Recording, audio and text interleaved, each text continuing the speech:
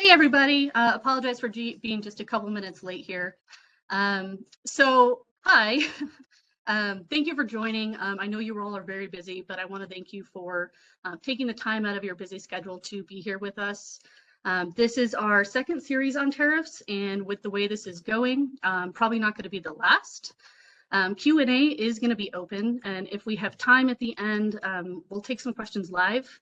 However, I do have a lot to cover today, so as with the last webinar, all questions will be responded to after the event directly. And for those of you who saw me on the last webinar, nice to see you again. However, for those who don't know me, I wanted to introduce myself. So my name is Kate Rayer.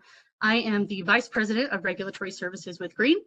I'm an active member with the National Association for Foreign Trade Zones. I sit on multiple committees, including the Trade and Tariff Rapid Response Team, and also the World Trade Center Denver, where I am a part of the Trade Policy Committee. I'm in my 21st year here in the industry. I've been doing this a long time. I'm going on 6 years with Green now. I am a licensed customs broker, and I lead our global trade solutions products. So within the Global Trade Solutions products here at Green, we handle complex services for our clients. Those include foreign trade zone managed services, duty drawback, advisory services, in addition to customs brokerage. We've been getting a lot of questions about tariffs, helping our clients navigate these in a very fluid environment. I've been answering a lot of questions, a lot of mechanical questions about, okay, well, I saw the news.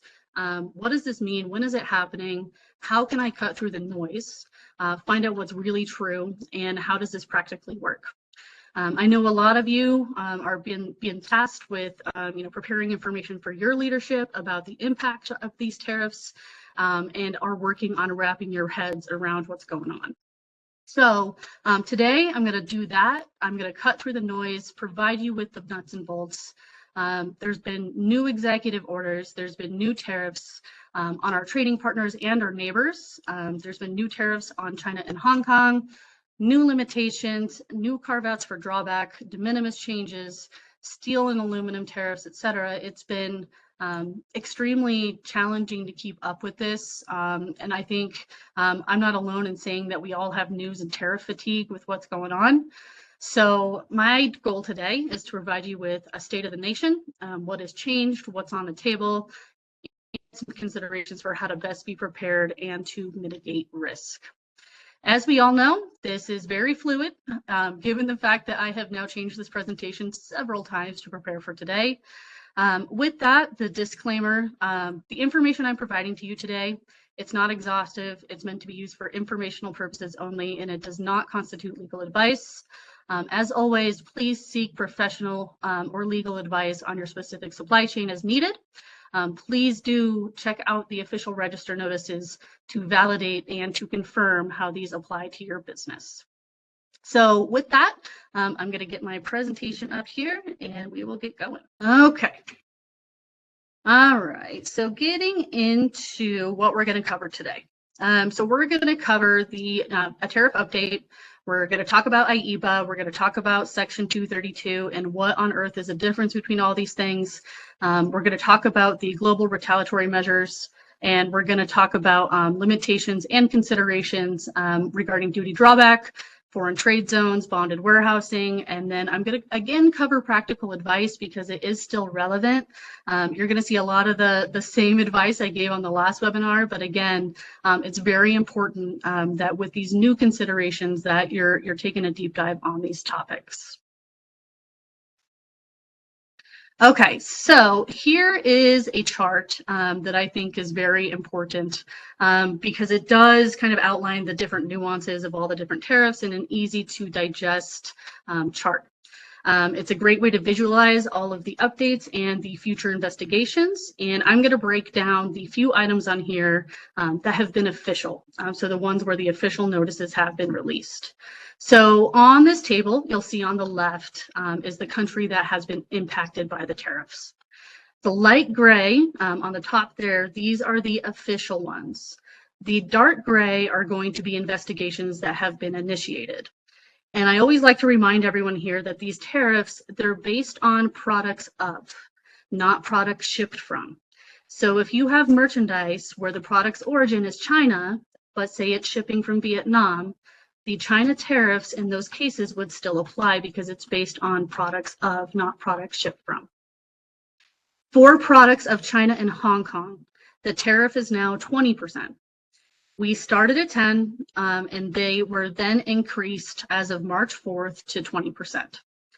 These were implemented under IEEPA, which is the International Emergency Economic Powers Act.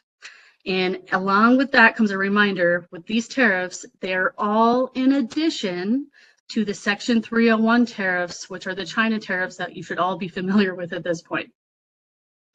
For products of Canada and Mexico, these tariffs were first announced in February, and then there was a 30-day pause. And when that 30 days was over, the 25% tariffs were implemented on March 4th, again using IEEPA. As you probably saw in the news, this was then changed again to exclude autos from the tariffs for 30 days. Then again, they were changed to exclude any merchandise that qualifies for USMCA. And it also changed the potash tariffs as well. So as an example, if you have a product shipping from Canada that is a product of Canada, but it does not qualify for the trade agreement USMCA, you now have tariffs of 25% or 10% for energy from Canada. So again, very fluid. The news cycle has been going around a lot on this. After this 30 days, we don't really know what's going to happen and what's going to be further negotiated. So this is what we know now, but definitely keep an eye on the news for if and when this changes. Globally, there has been changes to Section 232 tariffs. Steel and aluminum tariffs are currently covered under 232. And this includes derivative products in both Chapter 73 and Chapter 76 and other chapters as well, which I will dive into in more detail in a bit. These, again, are going to be assessed at 25%. And the big change for this, again, is the fact that there's going to be no exclusions to these tariffs where there was previously. Steel and aluminum derivative lists, those were expanded as well. And the 25% for steel and aluminum derivatives that were classified outside of the normal steel and aluminum chapters, which are 73 and 76. There is some conflicting information that has been released on the actual effectivity date of this, but I'll get into this in more detail in a little bit. So on to the potentials upcoming. You've probably been hearing a lot about reciprocal tariffs. Currently, we do not know what these are. However, we are expecting news on this in early April. Additionally, there has been a 232 investigation initiated on copper imports, which we'll likely hear more on towards the end of this year, along with pharma, auto, semiconductors, lumber, and timber. On lumber, just in the news on Friday, it was mentioned that the U.S. is considering tariffs on lumber from Canada, but again, nothing official on this yet. So as you can see, there's a lot of moving pieces with tariffs. There's a lot of work being done by the USTR related to the reciprocal tariffs. And I know everyone has a lot of questions on what this is, what it's going to be, what countries are going to be affected. But again, we don't know until official information has been released. So with that, I'll get into what is the difference between these different tariffs. So on the last slide, I mentioned IEEPA and Section 232. Well, what about Section 301? Those are the currently existing China tariffs. What is the difference between all of these different tariff measures? Section 301, it provides the USTR with a wide authority to investigate trading partners for different unfair trading practices, and then to impose tariffs to try and deal with that. Under Section 301, tariffs on products of China, those were first imposed back in 2018, and they still remain in place today. So again, this means that all of these new tariffs, including IEEPA and Section 232, these apply in addition to existing 301 measures. Section 232 is different in that it affords the president the power to impose tariffs on critical products, just like we're seeing with steel and aluminum. And now others, like we just discussed, like the copper and lumber, those are being investigated as well. You might also hear anti-dumping, countervailing, and safeguard tariffs. Those allow the president to protect U.S. industries from subsidization or below-cost imports, and we have been seeing a lot more action on this as well. Okay, so getting into IEEPA, again, these tariffs were implemented under the International Emergency Economic Powers Act. And they did change. So originally we saw in February that China and Hong Kong were going to be at 10%. Well, as of March 4th, we have a total of 20% for products of China and Hong Kong. So for example, you have a product of China importing into the US. Say you have a general rate of duty of 5% and a Section 301 rate of 25%, and now you have an additional IEEPA tariff of 20%. So the total rate for this import would be 50% on the transaction value, or some other, CBP approved valuation method that you may be using. Say you have the same example for a product of Hong Kong. Because Section 301 applied to China, you wouldn't have the Section 301 tariffs on it. However, you would have IEEPA tariffs because that applies to products of China and Hong Kong. So your total would be 25%, which is your 5% general and your 20% IEEPA. Mexico and Canada are the same calculation. So if you have a product of Canada or Mexico that is not currently qualified for USMCA, you would pay your general rate of duty in addition to any other punitive tariffs, such as Section 232 or the new IEEPA tariffs. The original effective date, again, kind of moved around. We thought these were going to happen in February, and then it got bumped to March, but these did go live as of March 4th. Interestingly about this, with the first round back in February, there was going to be an in-transit exemption. With these new implementations, that same in-transit exemption is not available. And again, right now there is a carve-out for Mexico and for Canada for autos and for products that qualify for USMCA, which we will talk about. And on de minimis, originally when these orders came out under IEEPA, de minimis was not allowed. However, this was reversed, and currently de minimis is allowed until there is going to be a proper method for collecting all this tariff. So TBD on that as to when that will actually change. Okay, getting into the actual practicalities of China and Hong Kong tariffs. The HTS subheading for these are 9903.0124, which calculates at 20%. Again, there was no in-transit exemption allowed in these new tariffs. So unfortunately, if you have merchandise that was entered March 4th or later, these new tariffs will apply. There is additional subheadings for exemptions to IEEPA tariffs that do cover donations and informational materials. Those are under 9903.0121 and 22. And there's also some Chapter 98 duty-free provisions where the IEEPA tariffs do not apply, specifically 9802, 0040, 50, 60, and 80, which covers merchandise that is returned after repair or processing. Those specifically would only have the tariffs applied to the China or Hong Kong value. All right, on to Canada. There's been a lot of back and forth on Canada, as you guys have seen. As of now, products of Canada that are qualifying for USMCA have a pause for the 25%, which went into effect on March 7th. The additional tariff for potash has also been lowered from 25% to 10% for goods that do not qualify for USMCA. And though Trump has said that this exemption, it will expire on April 2nd, the executive order does not mention this expiration date. So again, this is a good reason to keep an eye on the news to see what happens closer to the end of March, beginning of April.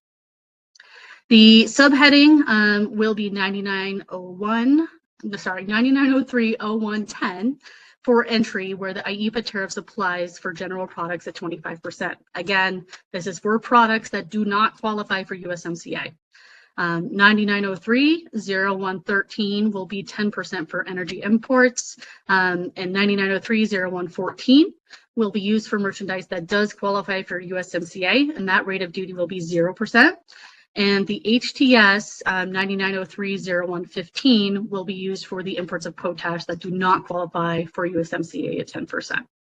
And again, similar to the China and Hong Kong, there are additional subheadings for donation, informational materials, and the same story on these Chapter 98 provisions where the tariffs are based on the value of the Canadian content. Okay, moving on to Mexico. An exemption, again, just like with Canada, for USMCA qualifying merchandise. It did take effect on March 7th. Just like the Canada order, it also lowers the tariff for potash that does not qualify for USMCA to 10%. The subheading will be 9903-0101 for products of Mexico that do not qualify for USMCA. The HTS will be 9903-0104 for merchandise that does qualify for USMCA at 0%. And likewise, for the potash at 10%, it'll be 9903-0105. Again, same story as Mexico, same story as Canada as with Mexico here. This exemption will expire on April 2nd is what he has said. However, the executive order does not list any expiration date.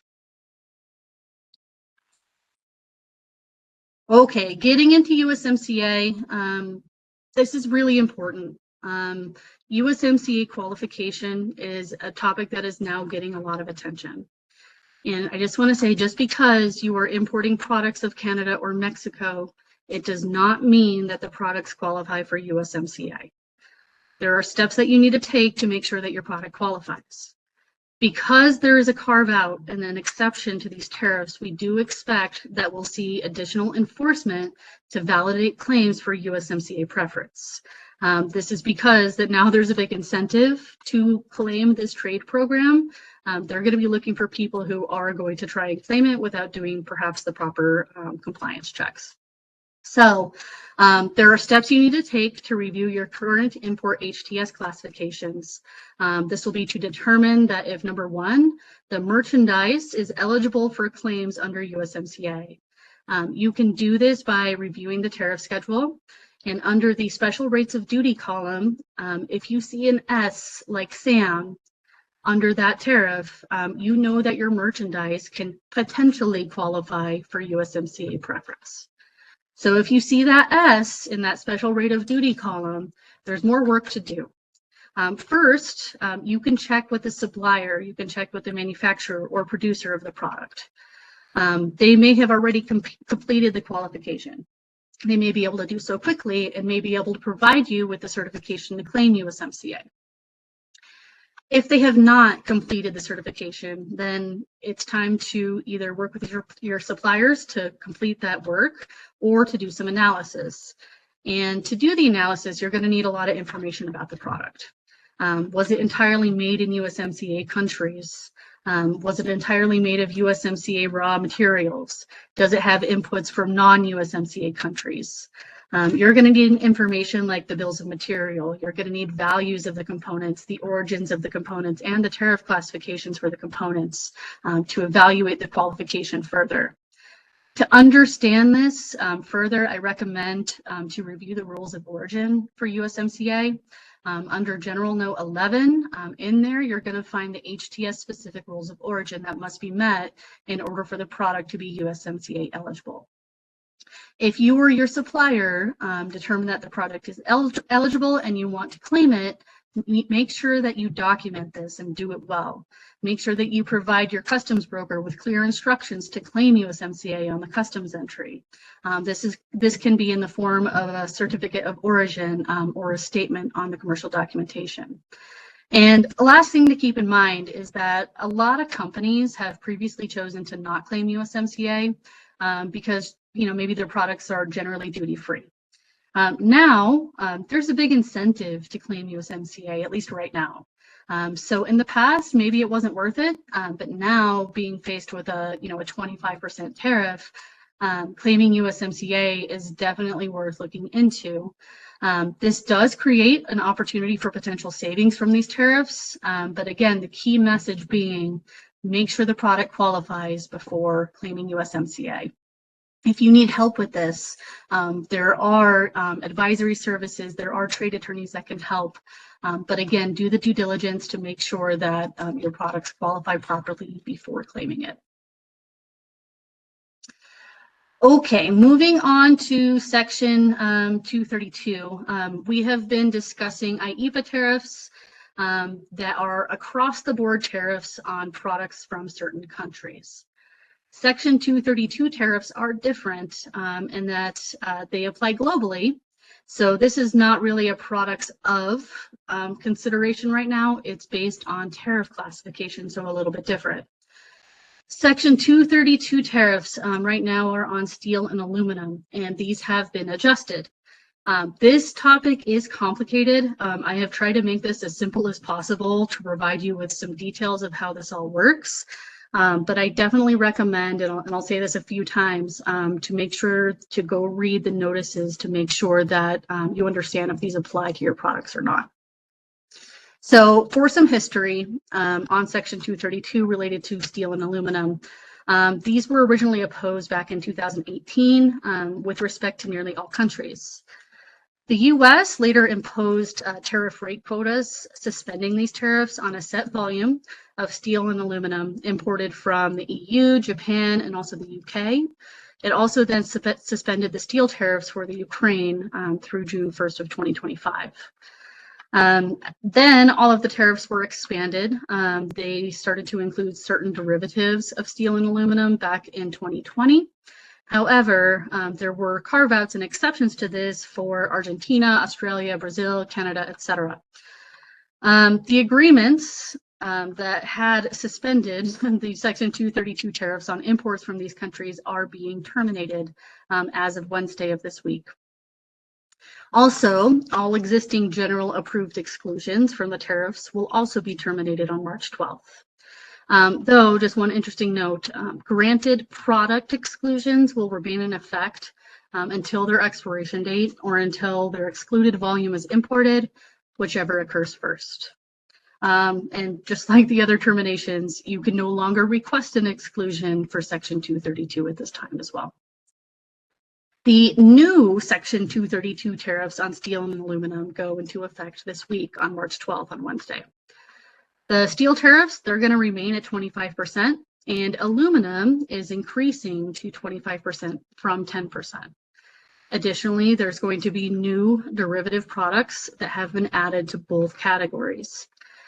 For the derivative products, the additional 25% tariffs for the new derivative products classified outside the general steel and aluminum chapters, those are a bit conflicting as to when these are going to go live.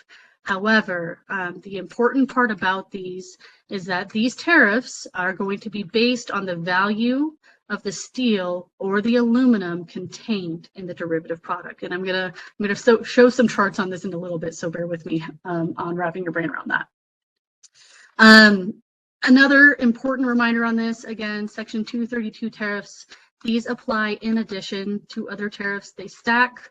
So it is entirely possible that you could have Section 301 tariffs, which were your China tariffs, IEEPA tariffs, which are your new Canada, Mexico, China, Hong Kong tariffs, and your Section 232 steel and aluminum tariffs, all stacking on top of each other, in addition to your general rate of duty. And the key to all of this is proper tariff classification, proper country of origin determination to really understand the full picture of how these tariffs are going to impact your supply chain. Okay, so getting into the aluminum tariffs, these have increased to 25% from 10, as mentioned. The HTS number for these is the 9903-8502, effective on March 12th. The first grouping I'm going to talk about here, these apply to unwrought aluminum, bars, rods, profiles, wire, plates, sheet strip, foil, tubes, pipes, pipe fittings, castings, and forgings of aluminum. I always recommend please check the Federal Register notices to make sure that you understand if your products are subject to these tariffs. It is going to be, again, 25% raised from 10%, and it does apply to the full value of the product for the ones in this category.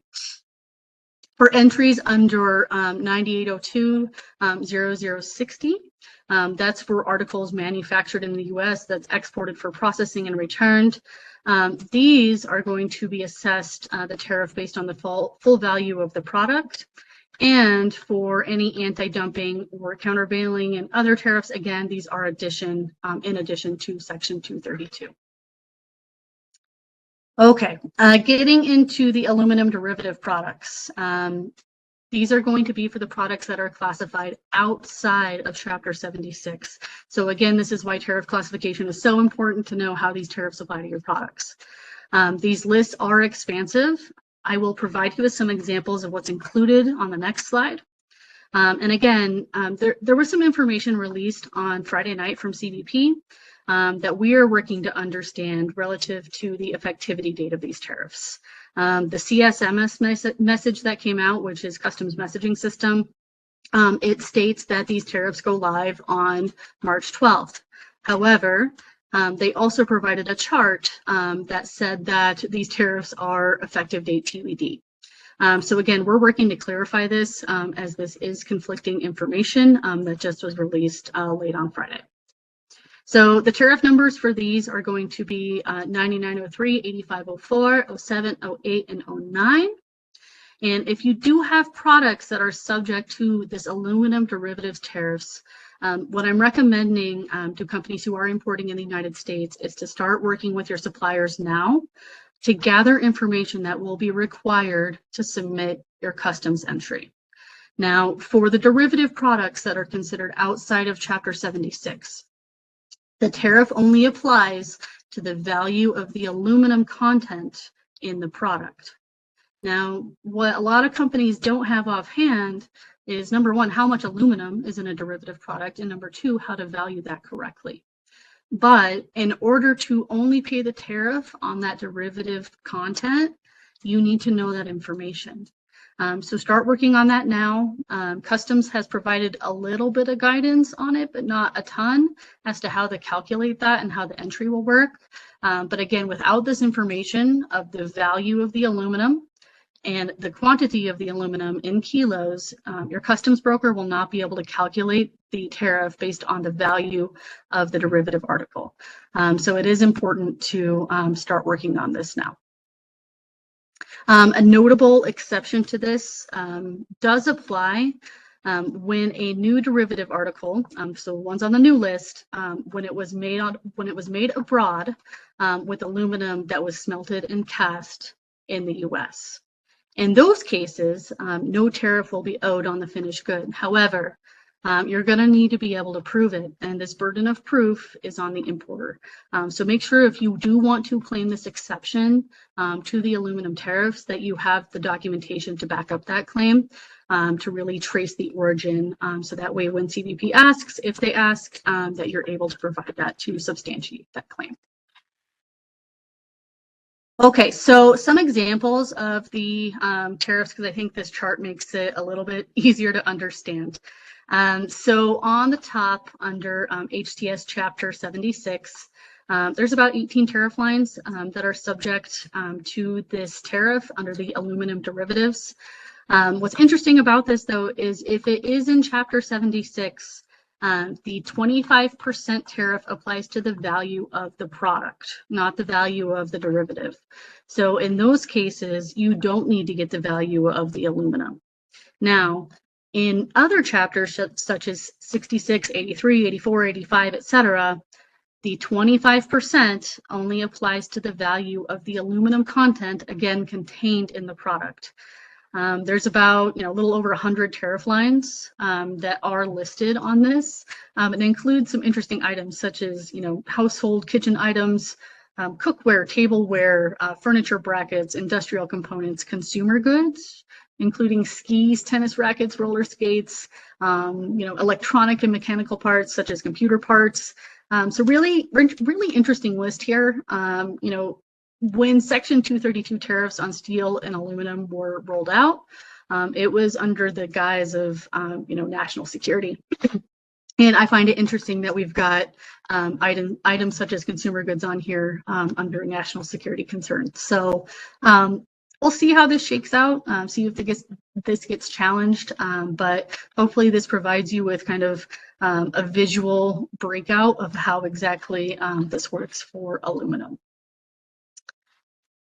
Okay, the steel is going to be very simple. 25% applies to steel and derivatives in Chapter 73. Tariff number for the general steel items is 9903, 8187, 25% effective on Wednesday. Again, going to say it again, please check the Federal Register notice for the official notices and the complete list. Make sure the tariff classifications are bounced off that list so you know for sure if your products are impacted. The 232 tariffs on steel are affecting flat rolled products, bars, angles, wire, rails, a lot of the same products that were included on the original 232 lists. Same carve out for 9802 here. Those are going to be assessed on the full value of the imported article. And again, anti-dumping, countervailing, and any other tariffs are in addition to these 232 tariffs.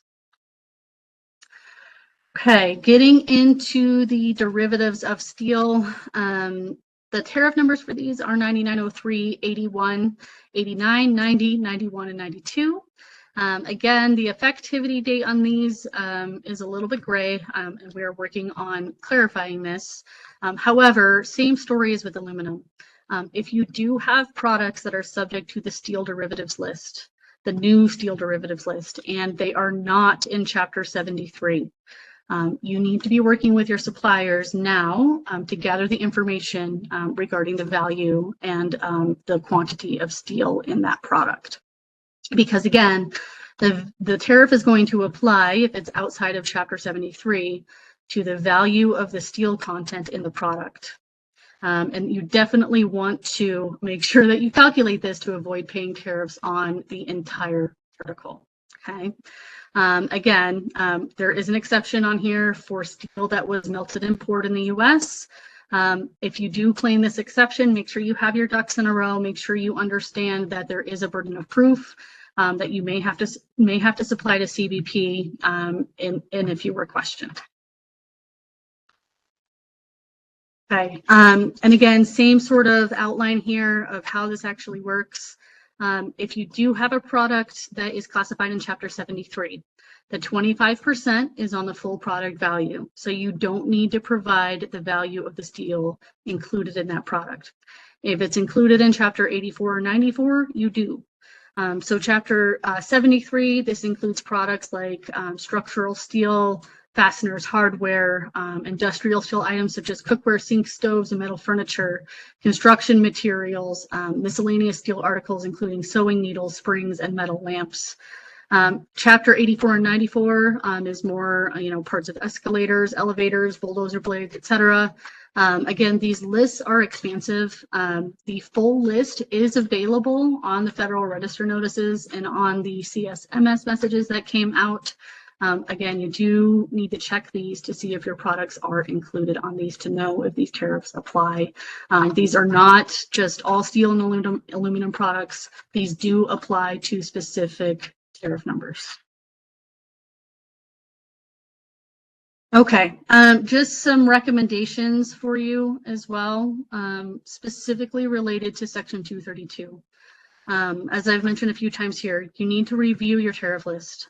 Check the annex tariff list to see if your products are included on there. You can do this in a few ways. Hopefully you've got a list of your tariff classifications handy that you can bounce the new list off of.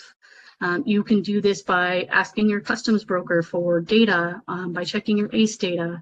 And again, proper classification is key here. If you are checking the list of a wrong classification, it's not really going to help you. So make sure that your products are properly classified. Do your due diligence because it could mean that either the tariff doesn't apply or the tariff does. So really do your due diligence on that. Then, it's good to evaluate your supply chain for products that are classified outside of Chapter 73 and 76, which are your general steel and aluminum tariff chapters.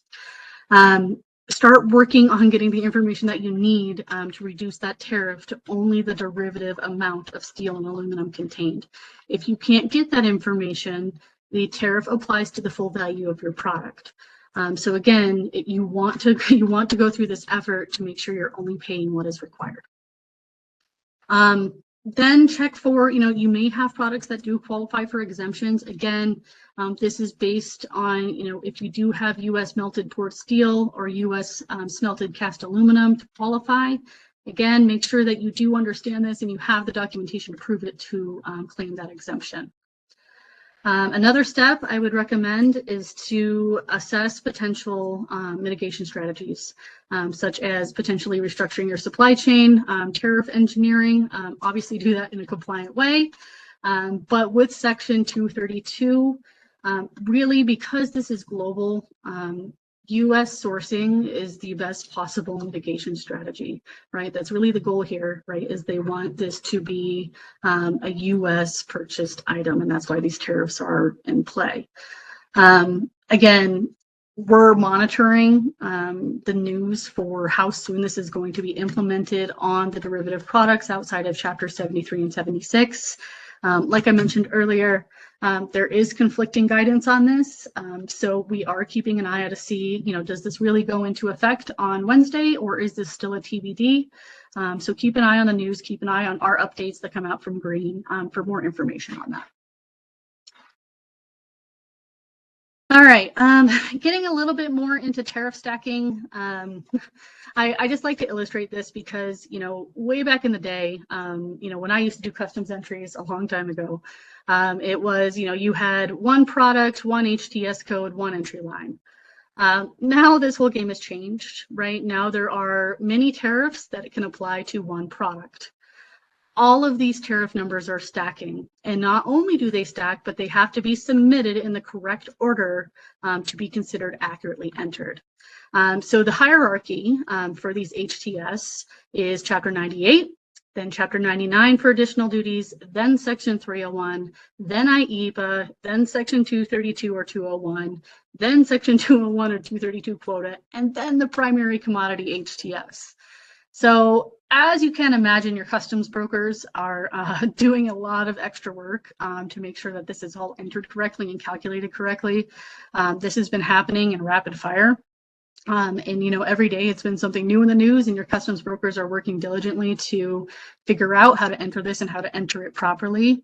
If it is entered incorrectly, these entry summaries, we're seeing them get rejected by CBP, and CBP does require us to, correct those entry summaries and refile them within 2 days.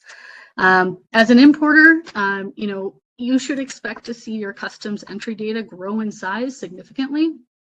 And this is not only because of these additional tariffs, but say you've been grouping your products by HTS code to reduce, the amount of entry lines that you've been submitting or your customs broker has been submitting for you.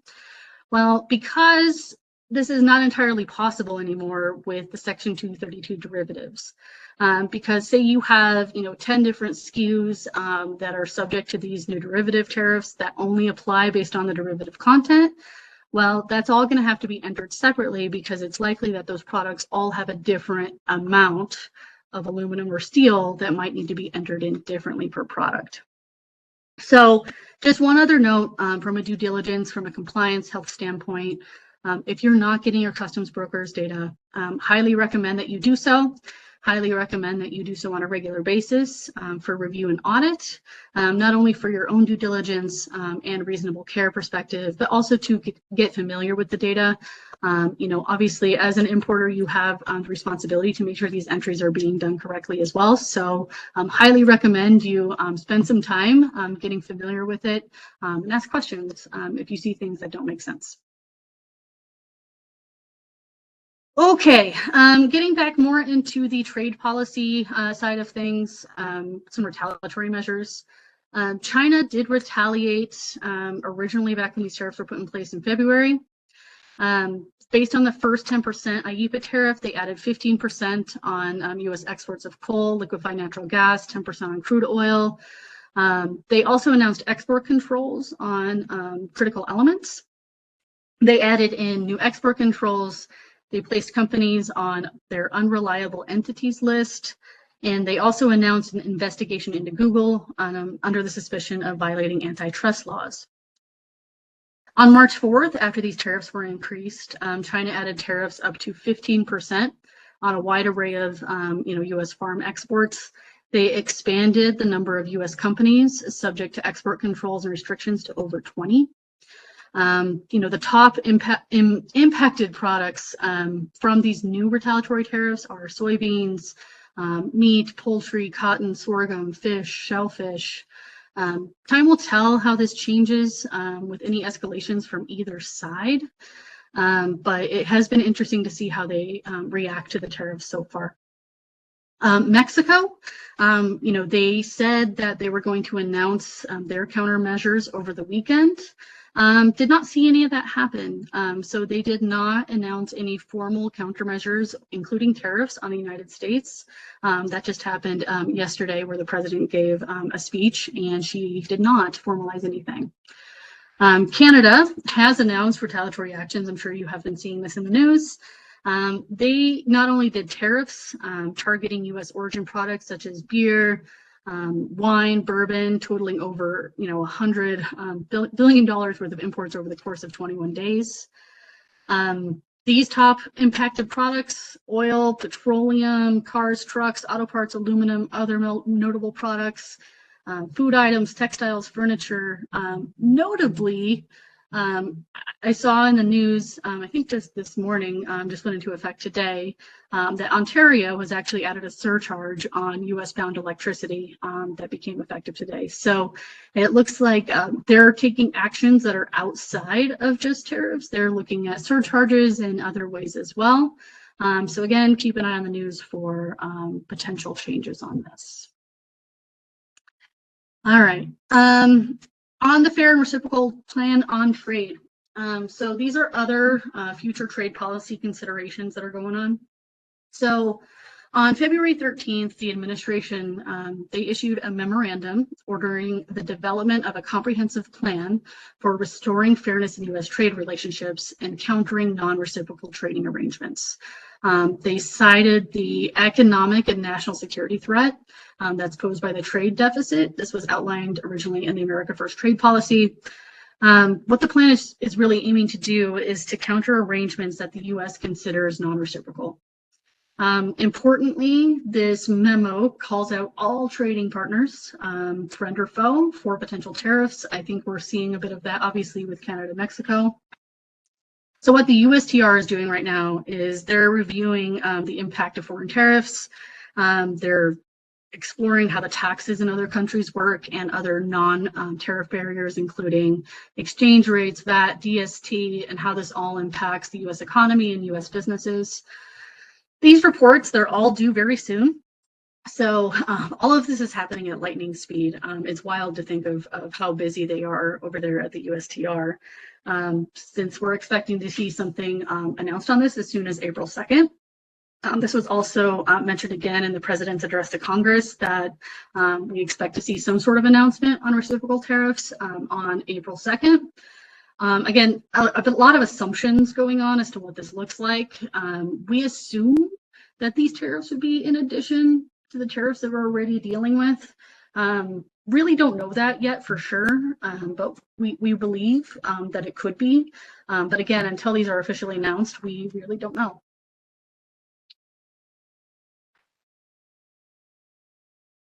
All right.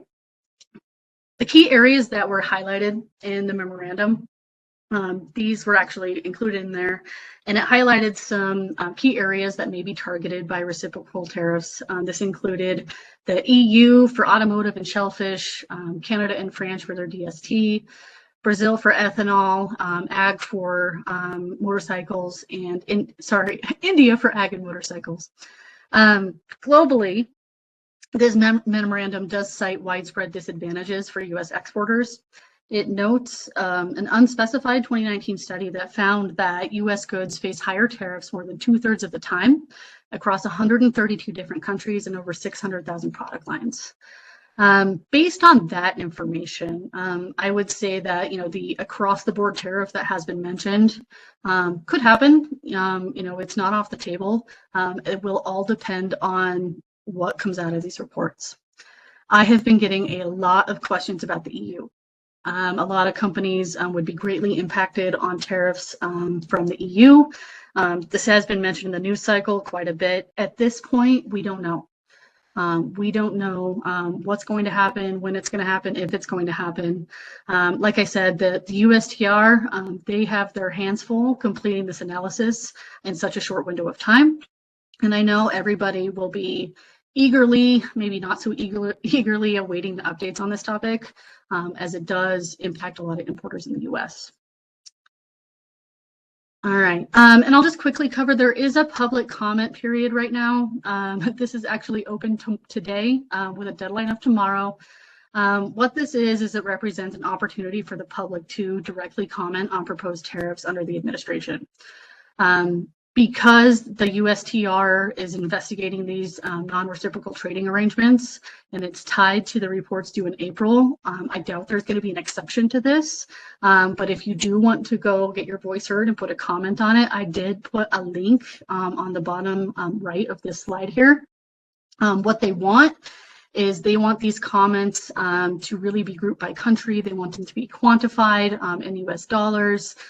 So if you do want to go in there and put comments in there, again, welcome to do so. It is a public comment period. I did check this out on Friday, and as of Friday, there were not many, which I found interesting. There was only about 80 of them as of end of day Friday. So again, feel free to submit comments if you feel it's appropriate. Other trade policy updates, again, I'll cover this quickly as I know we're getting short on time here. The USTR is also including, they're considering an additional fee for Chinese vessels and operators under Section 301. This fee aims to counter China's dominance in the global shipbuilding and maritime transport industry, but it could potentially disrupt US trade flows and supply chain. So under the proposal, vessels constructed in China would face fees up to $1.5 million per port call. Vessel operators with a Chinese built ship in their fleet could be charged up to $500,000 per call. Chinese shipping companies like Costco, they could incur $1 million per call for any vessel regardless of origin. To me, what these fees do, these proposed fees, is they mark an aggressive escalation in the US trade tensions that are not tariff-based. So what this could do for Canadian ports and intermodal operators, it could present, a windfall for them as, supply chains adapt if this does end up happening. However, U.S. importers and consumers, this could obviously lead to additionally higher costs if the plan does proceed. There is a comment window on this too. So this one is open for a little bit longer. It's open through March 24th. And as of Friday, there were only about 20 comments posted. So again, the public comment area is on that same link on the slide before this if you want to go check it out. Okay, getting into FTZs, I have been getting a lot of questions about mitigation strategies and, what can we do about this? So related to foreign trade zones, if there is merchandise that is going to be admitted to a zone that is subject to IEEPA or Section 232 tariffs, that is not yet entered into U.S. commerce, it must be admitted in privileged force status. And what that means is that you can't invert that tariff and you can't change the tariff from the time it was set. This is a good benefit if you do want to export these products in bond, as no tariff or duty will apply. But again, this can be an interesting strategy if you're looking for duty deferral or if you're looking for, potentially import, hold, and bond and export types of options. Bonded warehouses, same deal. These can provide short-term cash flow relief. A bonded warehouse is a secure storage facility where shippers can store their imported merchandise and defer the entry into U.S. commerce. This could potentially be used to temporarily store goods. Again, this could be used as kind of a wait and see option. If you put goods in a bonded warehouse and say, the tariff gets lifted in a month or two or however long, you could potentially not pay the tariff at that point if you do that wait and see tactic. And in the drawback, this is interesting how they implemented these new tariffs with drawback. So 301 tariffs were eligible for drawback. However, IEEPA tariffs are ineligible, as well as Section 232. Those are also ineligible for drawback. I've been getting a lot of questions about, can I still file drawback if I have products that are subject to these tariffs? And the answer to that is yes. You can still file drawback on the Section 301 tariffs. You can still file drawback on the general rate of duty. However, you cannot file drawback on the IEEPA or the Section 232 lines on the entry. One potential upside, because there are more entries potentially coming in because of de minimis changes that have an entry filed on them, there's going to be a lot more perhaps general rate of duties that could be eligible for drawback. Okay, we're running short on time. Because I did cover the practical advice in our last webinar, we'll go ahead and send out the link to that one so that way you can review it with the recording. I do want to take some questions because I think that's important. So let me stop sharing here and get the questions up. Bear with me 1 second.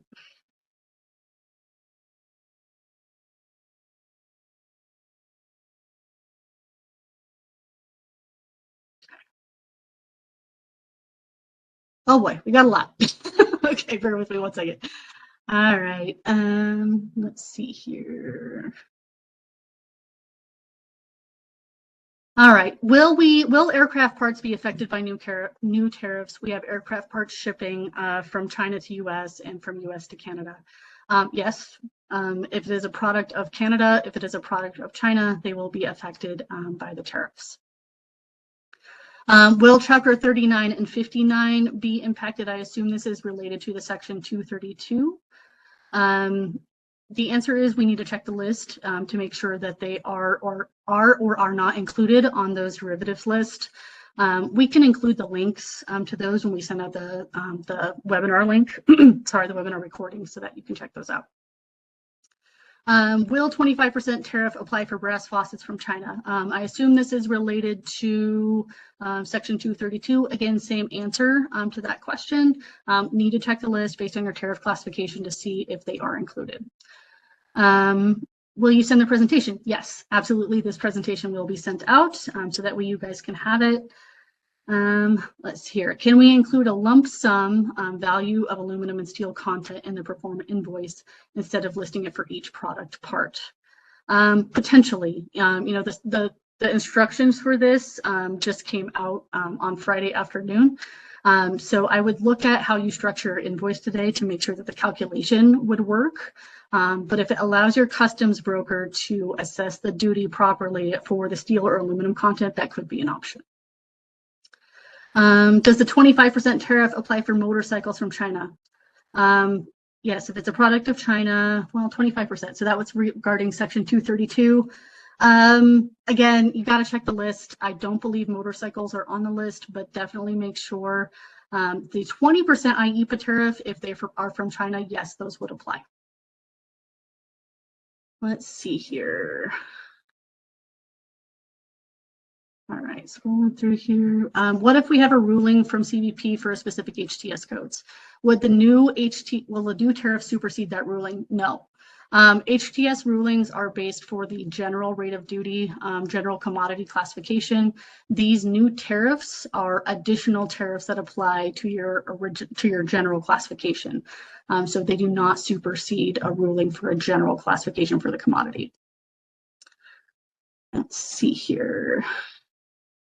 What IOR has to do to evaluate the USMCA certificate of origin from vendor.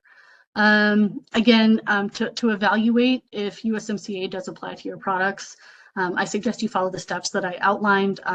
Definitely check the rules of origin for USMCA for those rules, as they do vary based on product. And again, if you need help with that, my team can help you with that, or you can obviously consult a trade attorney for assistance. Is Vietnam affected by 232 at this time? Yes. 232 is global at this time, so no countries are exempt. Same question for Thailand. The answer is yes. Are products going in and out of Singapore affected? If it's coming from Singapore into the US, if it's subject to 232, yes.